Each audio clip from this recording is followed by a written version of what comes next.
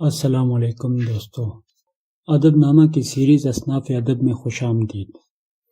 آج کی اس ویڈیو میں ہم افسانچہ اور اردو افسانچے کے آغاز و ارتقاء پر بات کرتے ہیں۔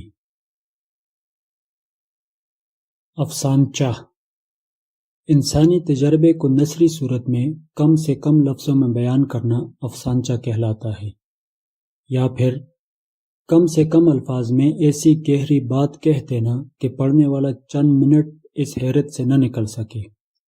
افسانچے کی صنف اردو ادب میں انگریزی کے راستے سے آئی ہے۔ افسانچے میں سب سے زیادہ شعور کی رو یعنی اسٹریم آف کانشیسنس اور آزاد فکری تلازمے یعنی فری ایسوسیشن آف تھاٹ کو عملداری حاصل ہے۔ افسانچے میں سب سے اہم اور خاص بات اس کی پنچ لائن ہے۔ پنچ لائن افسانچے میں آخر میں ایسا چونکا دینے والا جملہ لکھنا جو پوری کہانی کا نچوڑ ہو۔ پنچ لائن ہی وہ خوبی ہے جس پر مکمل کہانی کا دار و مدار ہوتا ہے۔ پنچ لائن ہی ہے جو افسانچے کو کامیاب بناتی ہے۔ اردو ادب میں اس صنف کو زیادہ مقبولیت حاصل نہیں ہو سکی۔ اب اردو افسانچے کے آغاز و ارتقاء پر بات کرتے ہیں۔ یہ بات تسلیم شدہ ہے کہ اردو ادب میں افسانچے کا آغاز سعادت حسن منٹو کی کتاب سیاہ حاشیے سے ہوتا ہے، جو کہ 1948 میں شائع ہوئی۔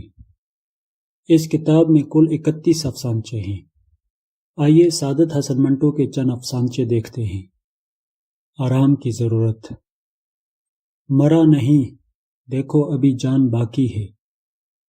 رہنے دو یار، میں تھک گیا ہوں۔ دعوت عمل۔ آگ لگی تو سارا محلہ جل گیا، صرف ایک دکان بچ گئی جس کی پیشانی پہ یہ بورڈ آویزاں تھا، یہاں عمارت سازی کا جملہ سامان ملتا ہے۔ سوری۔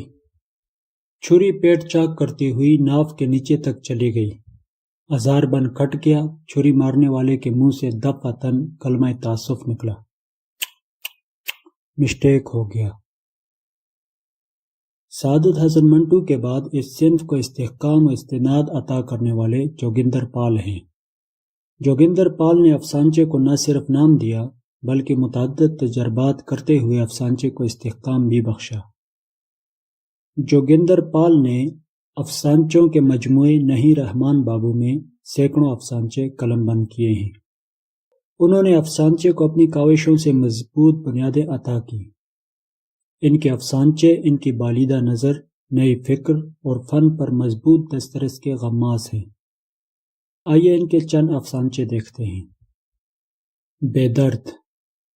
آخر اس کا درد تھم گیا اور درد تھمتے ہی اسے چین آ گیا، لیکن نہ تھمتا تو بیچارہ مرنے سے بچ جاتا۔ کچا پن۔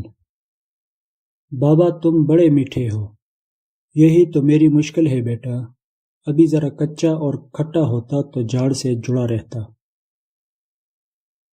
افسانچے کے فروغ میں جوگندر پال کے ہم عصر افسانہ نگار رتن سنگھ کا بھی اہم کردار ہے۔ رتن سنگھ کا افسانچوں کا مجموعہ مانک موتی منظر عام پر آ چکا ہے۔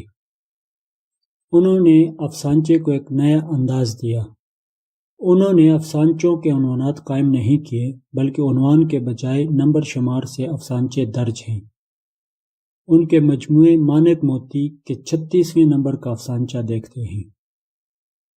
ہنستے ناچتے خوشیاں مناتے ایک ہجوم کو قریب آتا دیکھ کر ایک بیکارن نے اپنے 3-4 سال کے بچے کو جلدی سے گود میں اٹھا لیا اور ایسی آڑ میں لے گئی جہاں سے بچہ ان رنگرلیاں منانے والوں کو نہ دیکھ سکے۔ نہ بابا نہ، وہ بڑبڑاتے جا رہی تھی، میرے ننگے بوکے بچے نے اگر ہنسنا سیکھ لیا تو کل کو اسے بھیک کون دے گا۔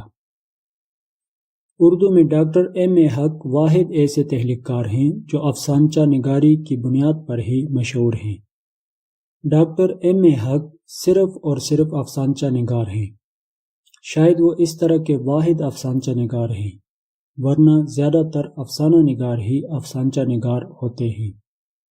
ایم.اے. حق نے افسانچہ نگاری میں واقعی اپنی مہارت کے ثبوت پیش کیے ہیں۔ ایم.اے. حق کے افسانچوں کا پہلا مجموعہ نئی صبح کے نام سے منظر عام پر آ چکا ہے۔ ان کا ایک افسانچہ دیکھتے ہیں۔ مجرم۔ میری بیٹی ٹرین کے باتھ روم سے واپس آتے ہی بولی، پاپا آپ ابھی تک غلط ہندی لکھتے ہیں، اور میں دوہری شرم سے گڑ گیا۔ افسانچے کی روایت کو استحکام بخشنے والوں میں عارف خورشید، بشیر مالیر کوٹلوی، عظیم راہی، نذیر فتح پوری کے نام بھی خاصی اہمیت کے حامل ہیں۔